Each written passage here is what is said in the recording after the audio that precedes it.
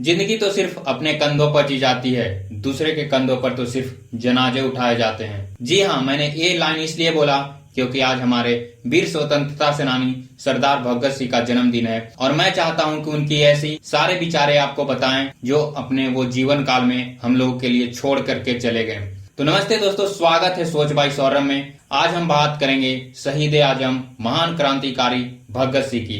ये जरूरी इसलिए है क्योंकि हमारे आजकल के युवा उनको भूलते जा रहे हैं, तो हमारी दायित्व बनती है कि उनकी कुछ बातों को याद करें और कौन थे वो उनके बारे में बताएं। तो चलिए शुरू करते हैं। ज्यादा लंबा वीडियो हम बनाएंगे नहीं क्योंकि आप लोग हिस्ट्री उनके बारे में जानते हैं। मैं कुछ चुनिंदा बातें बताऊंगा, बस थोड़ी सी हिस्ट्री की बात करूंगा, बस जन्म को लेकर और थोड़ी सी जेल की बात करूंगा, इससे ज्यादा नहीं, क्योंकि मुझे पता है ज्यादातर उनकी हिस्ट्री के बारे में आपको पता है। तो चलिए शुरू करते हैं। तो सरदार भगत सिंह का जन्म पंजाब प्रांत के लायपुर जिले के बग्गा में 28 सितंबर 1907 को हुआ था। आज पूरा देश भारत माँ के वीर सपूत शहीद आजम भगत सिंह को उनकी जयंती पर नमन कर रहा है। 23 मार्च 1931 की रात भगत सिंह को सुखदेव और राजगुरु के साथ लाहौर षड्यंत्र के आरोप में अंग्रेजी सरकार ने फांसी पर लटका दिया। देश के सबसे बड़े क्रांतिकारी और अंग्रेजी हुकूमत की जड़ों को अपने साहस से झकझोर देने वाले सरदार भगत सिंह ने नौजवानों के दिलों में आजादी का जुनून भरा था। उन्होंने लाखों देशवासियों के अंदर आजादी की अलख जगाकर गुलामी की जंजीर को तोड़ने का काम किया। आज भी शहीद भगत सिंह का व्यक्तित्व और उनके विचार हर भारतीय, खास तौर पर युवाओं के दिल में धड़कते हैं। और जब भगत सिंह जेल में थे तो अपना अधिकतर समय पढ़ने व लिखने में व्यतीत करते थे। चाहे वो अपना केस लड़ने के लिए दलील तैयार करनी हो या 112 दिन की भूख हड़ताल हो या पुलिस वालों की हिंसात्मक मार हो, कुछ भी उन्हें किताब व कलम से दूर नहीं कर पाया। कहते हैं कि अपने पूरे कारावास के दौरान उन्होंने 6 डायरी भरी थी, जिसमें उनके द्वारा पढ़ी गई किताबें, नोट्स थे, अखबारों में छपी देश दुनिया की जरूरी खबरें थी, कविताएं थी और उनके द्वारा रचित लेख थे। उन लेखों में उन्होंने विस्तार से बताया था कि वे किस क्रांति के लिए काम कर रहे हैं, वे आजादी के बाद कैसा भारत चाहते हैं। अब दुर्भाग्य बोले या साजिश, उनकी शहादत के बाद 6 में से 5 किताबें जेल से कभी बाहर ही नहीं आ पाई। बड़ी मुश्किल से एक डायरी उनके परिजनों तक पहुंची, जो कि आज भगत सिंह जेल नोटबुक के नाम से सभी के लिए उपलब्ध है। तो मैंने कुछ हिस्ट्री और कुछ उनकी जीवनी के बारे में थोड़ी सी बताई है। तो चलिए अब बात करते हैं भगत सिंह के क्रांतिकारी विचारों की, जिससे आप समझ पाएंगे कितने महान और कितने क्रांतिकारी विचार थे उनके।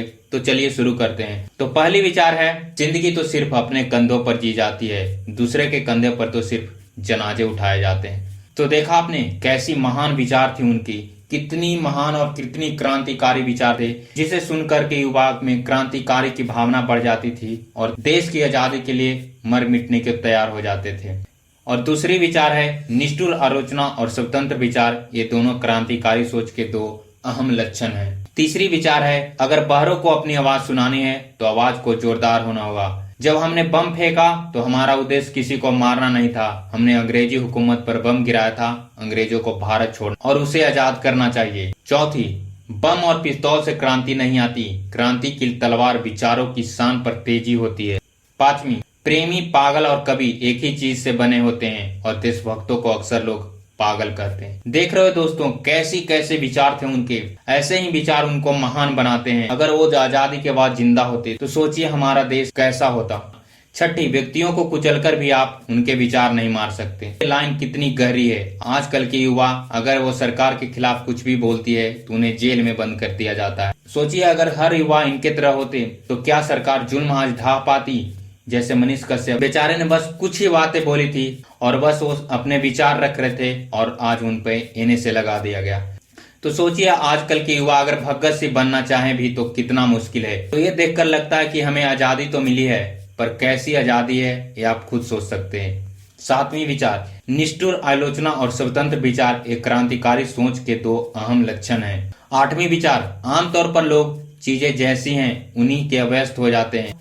बदलाव के विचार से ही उनकी कंपकपी छूटने लगती है। इसी निष्क्रियता की भावना को क्रांतिकारी भावना से बदलने की दरकार है। 9वीं, वो मुझे कत्ल कर सकते हैं, मेरे विचारों को नहीं। वे मेरे शरीर को कुचल सकते हैं लेकिन मेरे जज्बे को नहीं। सलाम है ऐसे देशभक्त को जो ऐसे ऐसे विचार थे उनकी। और अंत में 10वीं, राख का हर एक कण मेरी गर्मी की गतिमान है, मैं एक ऐसा पागल हूँ जो जेल में आजाद है। तो दोस्तों ये थी उनकी 10 विचार और लास्ट आपने देखा कैसे एक महान क्रांतिकारी, और ऐसे महान क्रांतिकारी को मेरे तरफ से सत सत नमन। और मुझे गर्व है कि भारत माँ ने ऐसे बेटे को पैदा किया था तो अपनी जान की परवाह न करके भारत माँ को समर्पित हो गया। और मुझे आजादी के बाद लानत है वैसे नेताओं पर जो जैसा चाहते थे भगत सिंह और इनके जैसे क्रांतिकारी लोग वैसे भारत नहीं बना पाए, और न ही इनके बारे में और न ही क्रांतिकारी विचारों वाली क्रांतिकारियों के बारे में हमें बुक में पढ़ाया जाता है। तो दोस्तों, भगत सिंह और इनके जैसे क्रांतिकारी विचारों वाले क्रांतिकारियों के बारे में क्यों नहीं पढ़ाया जाता, ये हमने डिटेल में एक पीछे वाली वीडियो में बात की है। तो वीडियो जरूर देखें, जिससे आप समझ पाएंगे कि उस टाइम के गवर्नमेंट और आज के गवर्नमेंट पे क्यों नहीं चाहते कि हमारे भगत सिंह जैसे और उनके जैसे क्रांतिकारी विचारों वाली जनता क्यों नहीं हमें चाहिए। तो आप वो वीडियो जरूर देखें। तो ये रही हमारी आज की वीडियो। अगर ये वीडियो आपको अच्छी लगी तो एक लाइक, एक सब्सक्राइब करें। Thank you for watching my video. जय हिंद, जय भारत। और हाँ, भारत माँ के इस वीर पुत्र को एक बार फिर से सत सत नमन।